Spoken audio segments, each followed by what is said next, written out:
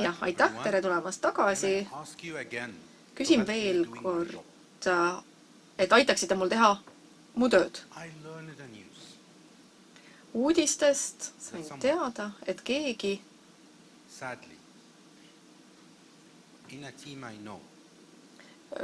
ühes tiimis, mida ma tean, sooritas enesetapu. Ja ma suhtlen oma kolleegidega sel teemal. Ma ütlen, et keegi ühest tiimist õnnetul kombel on sooritanud enesetapu. Kas see lause sobib või te tahaksite mind korrigeerida? Ei sobi see lause. Me ei ütle enam, et sooritas enesetapu, vaid suri enesetapu läbi. Jah, see on kommunikatsioonis levinud viga seoses surmaga ja ka humanitaarkriisides võib säärane surm ette tulla. Me ei ütle enam, et sooritas enesetapu.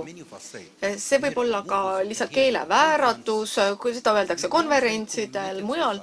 Me ei ütle, et sooritas, sest see on seotud kahe asjaga. Sooritas võib seonduda kuritegevusega, vähemalt inglise keeles, et keegi sooritas kuriteo. Ja paljudes riikides peetigi enesetapu kuriteoks. Ja kui inimesed üritasid end tappa, siis algatati menetlus. Enam see nii ei ole. Mõnes maailma piirkonnas on see endiselt nii. Sooritas võib olla seotud ka sellega, et tehakse pattu. Nii et kui me suhtleme, kommunikeerime, siis IASC ja WHO ütlevad, et kui me tahame heaolu edendada seoses enesetapuga ja tahame vältida häbimärgistamist, siis me ei ütle sooritas enesetapu. Me ütleme, et suri enesetapu läbi. Mõte seisneb sellel, et me ei viitaks sellele kui patule või kuriteole.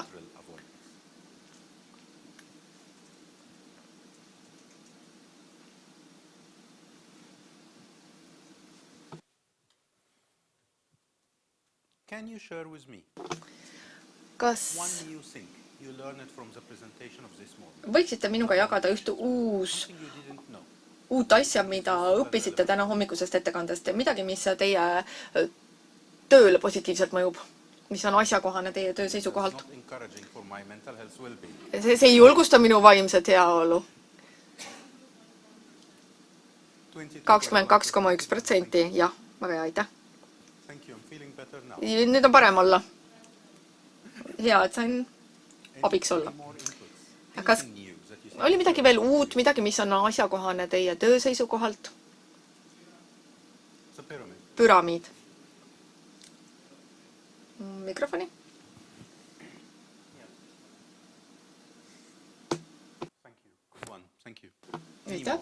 Kas veel midagi? Et lihtsalt aimu saada, et mis on teie töö jaoks asjakohane ja oluline. Jah, et me ei sildista. Veel midagi uut, midagi väärtuslikku. Ja meie valdkonnas üha enam üritame vältida sõnu, mis sildistavat inimkogemust. Trauma ei ole halb sõna. Ei ole nii, et ärge trauma öelge, sõna ei tohi öelda. Ei ole nii. Me ei taha sildistada inimeste kogemust ühe seisundiga, sest see ei ole teaduslik. Ja me ei taha nimetada inimesi traumeerituks, sellepärast, et see võtab selle inimkogemuse kokku ühe asjaga ja paneb neile sildi otsa, et inimesed ei ole nende diagnoos, nii et traumaatilised sündmused on need, traumeerivad sündmused on need, millest me räägime, mitte inimesed. Nii et selline laste kogemuse sildistamine on üks halvemaid asju, võime kirjeldada kogemusi, mitte ei sildista inimesi ja lapsi. Kolleegid, palun teie tähelepanu. See ei ole viimane kord, kui te nende punktidega kokku puutuda, mitte ainult ka täna sellel koolitusel, vaid ka loodetavasti teie karjääri vältel. Ma lõin selle presentatsiooni teie kodutööde põhjal ja nende teemadega, mida te jagasid minu hea kolleeg Katrin selle kursuse vajaduste analüüsiks. Mul ei ole aega kõiki üksikasju läbi võtta, aga see ettekanne jagatakse samuti teiega. Ma tahaksin teile lihtsalt näidata, kuidas see on üles ehitatud, sellepärast see võiks olla heaks viitedokumendiks, nii nagu ka 8.1, 8.2, 3.3 ja see tabel terminitega. Ma soovin seda, et praegusest hetkest alates oleks need head viitedokumendid, mille juurde te tagasi pöördute, kui te olete ette valmistanud oma kommunikatsiooni, sest need on meie rahvusvahelised juhised kommunikatsiooni heaks, mis kahandaks hirmu, tõstaks agentsust ja muudaks lihtsamaks abi otsimise inimestele, keda need hädaolukorrad puudutavad. Reegliks kommunikatsioon hädaolukorras ei ole kommunikatsioon MHPSS-ist. See on läbi selle. Kui te teete kommunikatsiooni läbi MHPSS-i, siis see peab kahandama hirmu ja tõstma agentsust, jõustama inimesti, mis aitaks inimestel ligipääsu teenustele. Ja selle tegevuse läbi juba te teete MHPSS-i, te mitte ainult kommunikeeri seda, vaid teie oletegi need, kes seda teevad. Sest see aitab inimeste kannatusi vähendada ja tõsta nende vaimset heaolu. Ma olen kategoriseerinud selle ettekande viisil, kus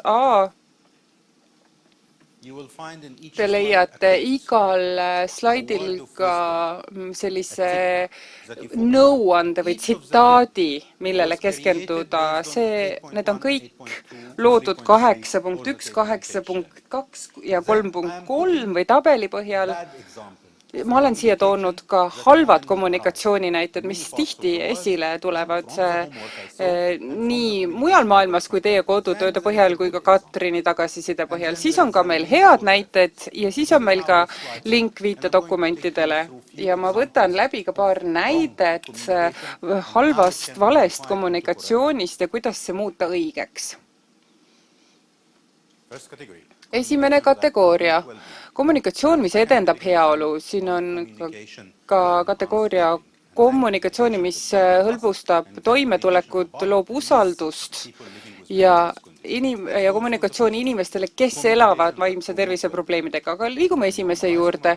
Kommunikatsioon, mis edendab heaolu, me normaliseerime tavapäraseid tegevuse, kaitseme inimeste väärikust, privaatsust ja me leiame lahendused ilma stigmatiseerimata. Halb näide. Nagu see näide, millega ma alustasin. Kõik siin, ma annan ülevaate siit telklaakrist ja pärast seda tormi on kõik traumeeritud ja neil on vaja PTSD nõustamist. See ei saa olla, et kõik on traumeeritud. Inimeste kogemused on ju täiesti erinevad, aga kohe peale hädaolukorda mitu inimest siis saavad PTSD. Tegelikkuses PTSD, et see diagnoositaks psühhiaatri poolt või vaimse tervise eksperdi poolt, selleks on 4 nädalat vaja. Nii et see ei ole teadus, kui ma räägin kohe peale PTSD-d, et kõigil on PTSD ja neil on kõigil ravi vaja. See ei ole teaduspõhine, sellepärast et tõeline protsent seal on 0. Peale 4 nädalat võib see mõndadel inimestel tekkida, aga see ei ole kindlasti kõik inimesed ja see ei ole ainuke probleem ja kindlasti ka mitte pooltel ei teki seda. On tavapärane, et see mõjutab, te ei ole üksi, tugi on saadaval kogukonna telgis sellest ajast selle ajani. See on palju parem kommunikatsioon. Rahunege, midagi pole karta. See on näide halvast kommunikatsioonist. Aga parem näide on, paljud on mures. Ja siis ma alustan põhiprintsiipidega, see on see, mida me praegu teeme, see on see, mida teie teha saate, siit leiate abi ja siin on meie järgmised uudised selle teema kohta. Kui me räägime inimestest, kes elavad vaimse tervise probleemidega kui ebastabiilsetest hulludest, keda tuleb eemal hoida, hoidke neist eemale. Ärge võtke neid endaga ühte telki. Inimesed on meie kogukonna liikmed, me väldime sildistamist, süüdistamisest ja sensatsioonidest keelekasutust. Detailideks palun külastage meie kodulehte, aga internet on ju maas või helistage meie liinile.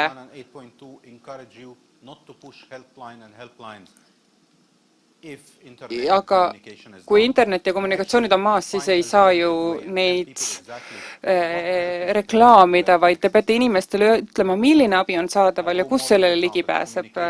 Kommunikatsioon, mis tõhustab toimetulekut ja muide peale seda sessiooni ma annan teile ka sellise süvitsi ressursi, mida WHO on välja kujundanud, mida te saate kasutada nii enda peal kui kasutada ka oma kommunikatsioonitöös. Olge positiivsed, olge rahulikud. See on selline käsulaadne kommunikatsioon, see on halb kossitamine. Hoolitsege oma vaimse tervise eest, aga mida, kuidas ma hoolitsen selle eest, mida ma tegema pean? Ja siin on ka toodud siis parem näide. Täna õhtul jooge vett, hingake 5 korda sügavalt sisse, suhelge kellegiga, keda te usaldate, midagi praktiliselt. Kui te lihtsalt ütle inimestele, et olge rahulikud või tegelege vaimse tervisega, siis te ju ei ütle, mida te täpselt peate tegema. Öelge välja, suhelge mõne sõbraga, lähedasega. Veel üks halb näide, hoolitsege oma vaimse tervise eest. Aga kuidas seda siis laiendada, mida siis praktiliselt teha? Kommunikatsioon, mis ehitab usaldust,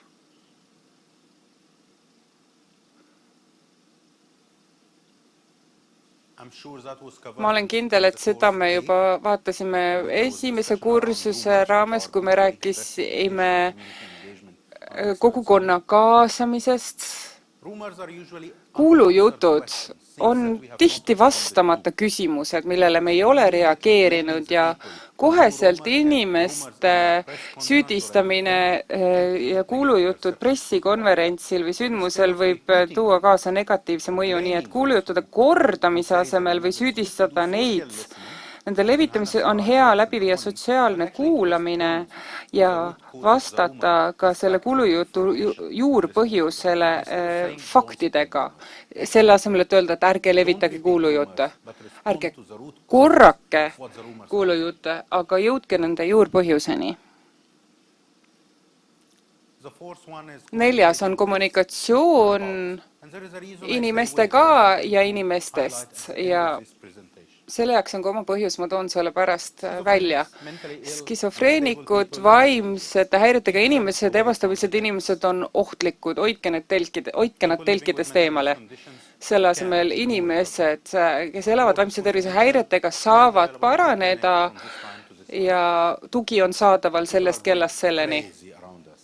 Inimesed lähevad hulluks meie ümber, nad on täiesti traumeeritud, me peame neid kontrollima enne, kui nad paanikasse satuvad. Selle asemel öelda, et osad inimesed tajuvad, et seda kõike on nende jaoks väga palju, kui neil on raske uinuda, siis on saadaval konfidentsiaalne tugi, lisage siis kust kliinikust ja mis ajal.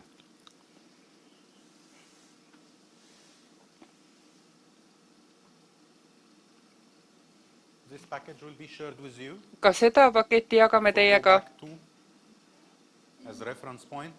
viitedokumentidena.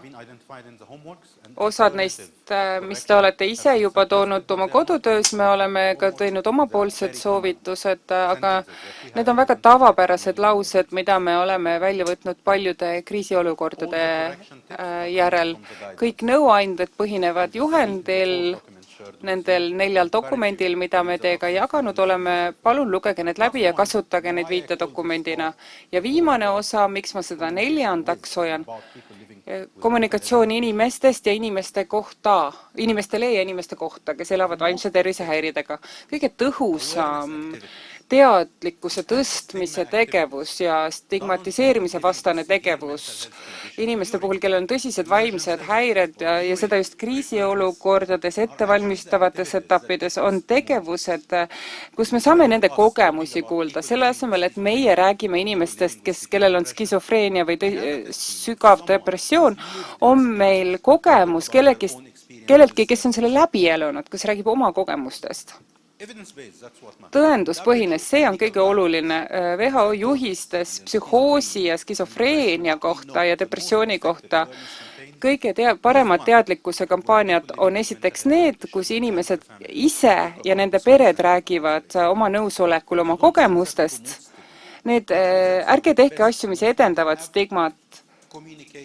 Teie võib-olla kommunikatsioon, kus te ütlete, et jääge positiivseks, olge viisakad inimeste vastu, kellel on vaimse tervise häired, aga kui te ei näe neid inimesi enne, kui nad ise räägivad oma kogemustest, see tegelikult on kõige tõhusam vaimse tervise teadlikkuse kampaania. Kriisiolukordades me teeme vähem sellist kaasatust ja seda me peaksime rohkem tegema, suhelda inimestega, kes on seda ise läbi elanud.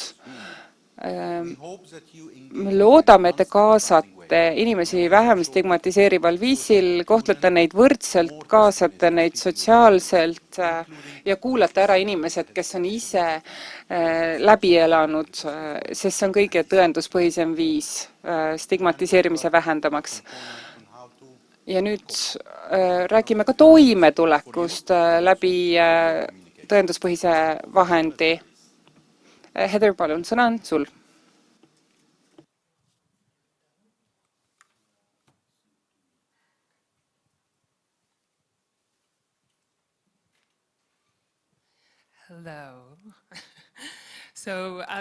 Tere, nagu mind enne tutvustati, minu nimi on Heather Pearson ja me arvasime, et see on kõige parem aeg rääkida teile stressiga toimetulekust, nii et me oleme väga peale rääkinud kommunikatsioonist, mis toetab heaolu, toimetulekut ja ligipääsu ressurssidele kogukonnas.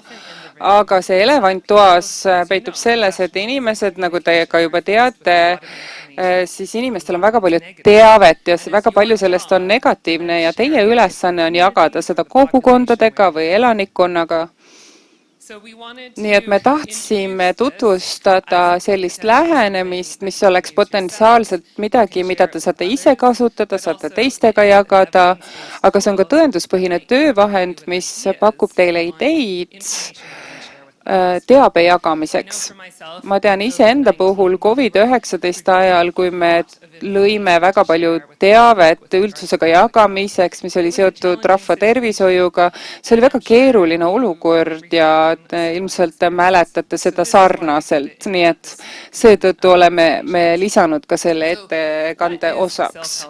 Mis on siis eneseabi pluss lähenemine? SH Plus on rühmapõhine stressiga tegelemise vahend ja selle struktuur on 5 iganädalast sessiooni, need kestavad umbes 90 kuni 100 minutit, seal on kuni 30 inimest ja see hõlmab ka erinevaid komponente, seal on eelnevalt lindistatud audiovahendid 12 keeles, seal on ka juhendraamat, see on olemas ka eesti keelde, see on olemas üle 40 keeles ja seda pakuvad siis mittespetsialistidest läbiviijad. See juhend illustratsioonidega pärineb sellest juhendist teha, mis on oluline stressirohketel aegadel ja seal on põhistamine, väärtuspõhine käitumine, eemaldamine, olla lahke teiste vahele ja võimaldada ruumi ka tunnetele. Ja ma hakkan neid nüüd läbi võtma, sest meie usume, et jah, tõepoolest, kui te selle juhendi läbi võtate, siis saate sellest kasu stressi juhtimise põhjal ja kõik võivad seda kasutada, te ei pea järgima spetsialisti juhendit, aga need 5 oskust on olulised kommunikatsiooni puhul, mida me inimestele saame pakkuda, näiteks enesemaandamine, kui te olete käinud joogas või teil on huvi mindfulnessi vastu, siis see enesemaandamine on olla teadlik praegusest hetkest ja viibida praeguses hetkes, nii et kommunikatsioonisõnum, mis sellega seotud on see, et kui teil on emotsionaalsed tormilised ajad, siis tuua ennast tagasi praegusesse hetke. Ja siis meil on ennast lahti ühendada keerulistest mõtetest, asjadest, mis tiirlevad meie peas. Märgake ja nimetage oma tunded ja mõtted ja keskenduge olevikule. 3. on siis oma väärtuste põhjal käitumine, tuvastage, mis on teie jaoks väga oluline ja juhinduge sellest. Ja 3 puhul on väga oluline leida, mis sulle kõige rohkem korda läheb ja las väärtused juhivad sind. 4. ole enda ja teiste vastu lahke. Et sa oleksid enda vastu sama lahke nagu hea sõbra vastu ja 5 on ka võimaldada ruumi tunnete jaoks, mitte ainult öelda, et tunded on midagi, et ma ei peaks neid tundma, aga positiivne sõnum on see, et laske ka valusatel emotsioonidel minna ja tulla selle asemel, et nendega võidelda. Aga miks on eneseabi või self-help plus oluline Eestis? See on kulutõhus, hinnatav, see on kultuurselt kohaldatav, ennetav, me oleme näinud väga häid tulemusi. See on paindlik selle integreerimises, kas siis tervishoiusüsteemi või eraldiseisvalt, seda võib läbi viia paindlikul viisil, ka näiteks online'is ja lõpetuseks on see ka tõenduspõhine. Ja väikese kingitusena teile, me pakume teile võimaluse kogeda läbi teha ka üks nendest harjutustest, nii et palun keerake telefonid tagurpidi ja pange laptopid kinni, meil on vaja natukene ruumi, te võite laudadest ka natuke eemale liikuda, nii et ei oleks täpselt oma naabri kõrval, aga istuge. Jääge istuma, nii et liigutage toole. Pöörake minu poole, et te ei peaks kogu aeg siiapoole kõõritama. Nii et see on selline maandamisharjutus, mis seal raamatus ka välja on toodud ja selles raamatus me räägime emotsioonitormidest.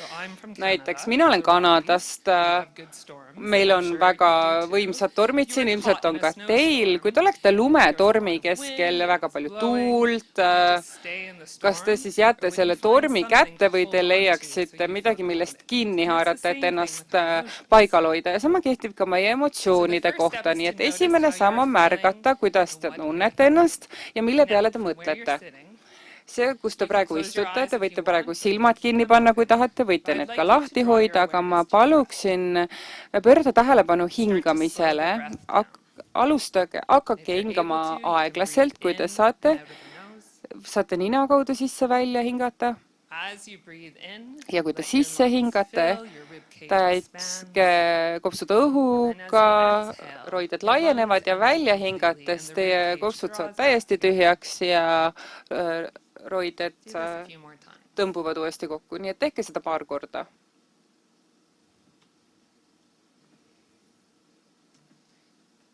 Nüüd pöörake tähelepanu jalgadele ja aeglaselt asetage jalad maapinnale.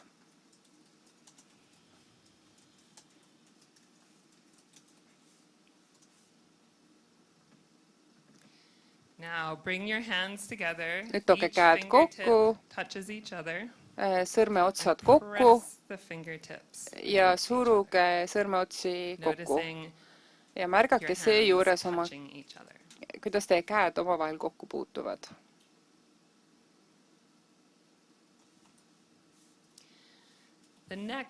Järgmine samm on jälle keskenduda ümbritsevale. Nii et ilma, et te liigutaksite oma pead, vaadake enda ette ja märgake 5 asja, mida te näete.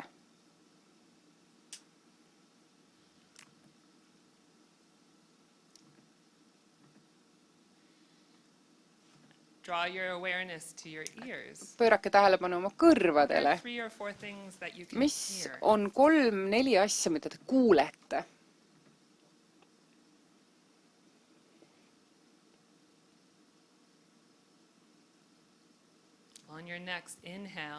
Järgmise sissehingamise ajal panke tähele, mis lõhna te tunnete?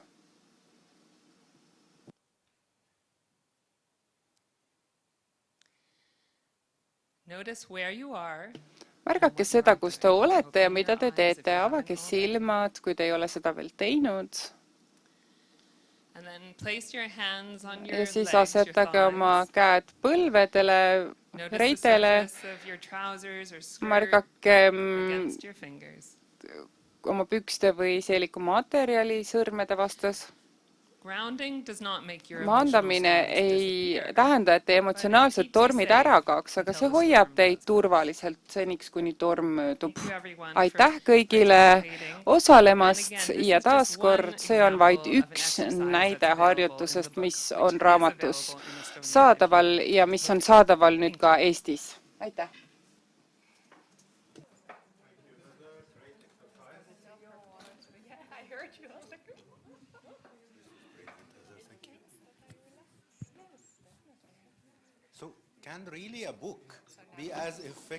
Kas raamat võib tõesti olla sama tõhus või tõhusam kui tablett?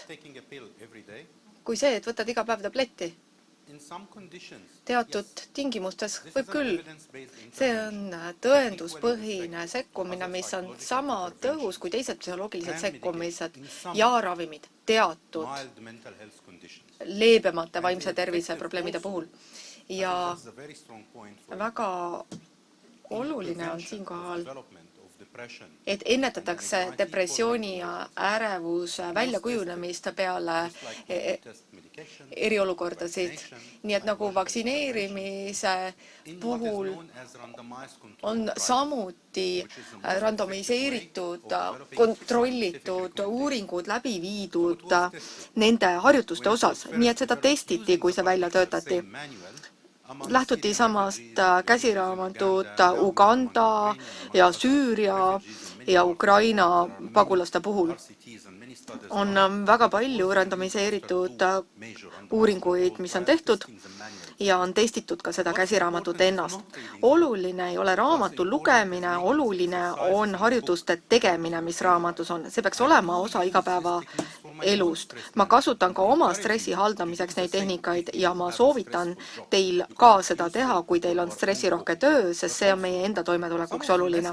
Aga mõned sõnumid säärasest raamatust leidsid kasutust ka koroona ajal selleks, et stressiga toime tulekut edendada elanikkonna seas. Nii et kui te tahate konkreetset viidet, kus siis see on kindlasti hea allikas, mida me soovitame kasutada. Me endiselt veel tegeleme teise mooduliga ehk siis väljakutsed kommunikatsioonis. Kõigepealt 8.1, 8.2, 3.3 ja tabel, mis on teie viitressursid ja allikad. Nii et peaksite olema nendega kursis ja ettekandes on ka mõningad ettepanekud. Rääkisime sellest, mida teha stressi ajal, aga nüüd mängime ühte mängu. Üks asi veel, mida ma veana ei lisanud, aga briifingus oli, lõpus olid kõnepunktides kommentaarid siis kõneisikule või ministrile, kus on natukene ka nalja või huumorit. Kas te märkasite seda? Kas märkasite, et oli natuke humoorikas võtmes ka neid kõnepunkte? Oli ju?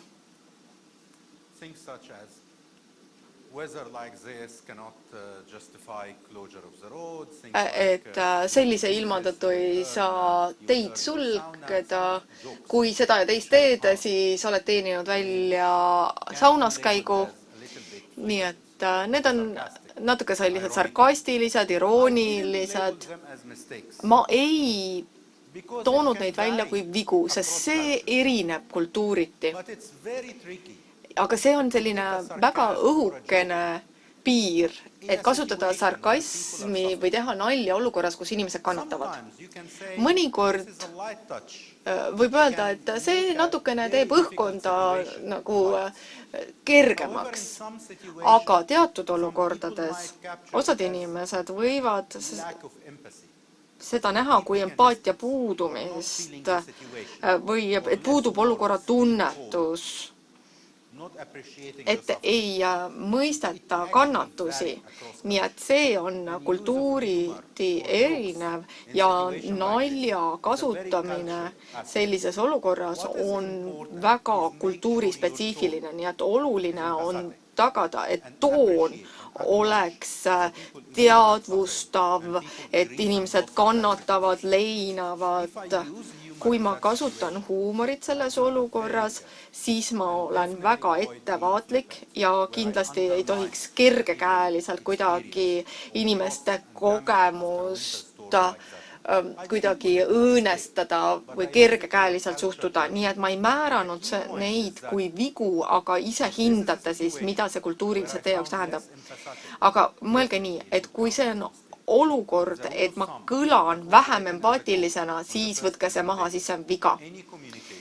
Igasugune kommunikatsioon, mis vähendab hirme ja suurendab agentsust, mis aitab inimesi teenustele lihtsamalt ligi pääseda, on osa psühhosotsiaalsest toest ja vaimsest toest.